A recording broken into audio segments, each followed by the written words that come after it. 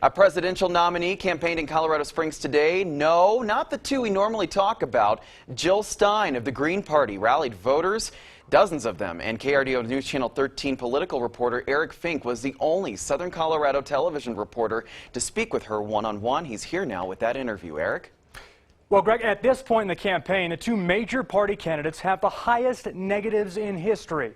So a doctor from Massachusetts, who's no newcomer to presidential politics, is coming to Colorado to make her case.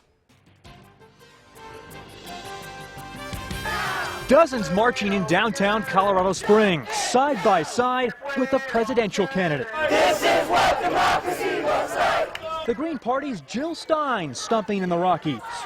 I want to thank you for refusing to be silenced, for refusing to be discouraged, for refusing to give up on our democracy as just too crazy, too ridiculous, and too sold out to pay attention to.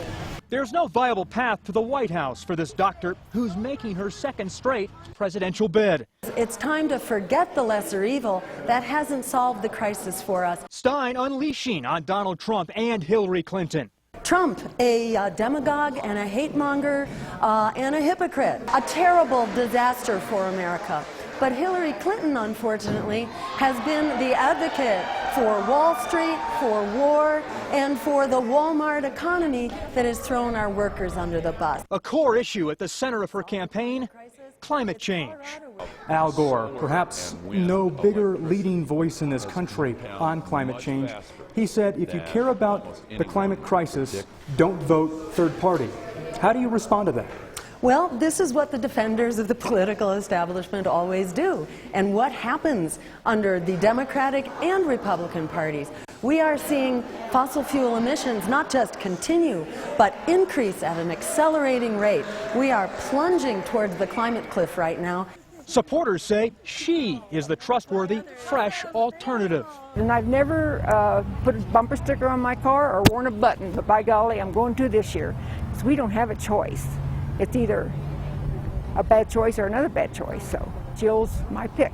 Stein is on the ballot in Colorado and polling far behind in a four-way race that includes Libertarian Gary Johnson. To say no to those other choices is to tell the American people they have to just sit there and take it with this rigged economy. And I don't think they want to do that, and they don't appreciate being told to just go home and forget about it.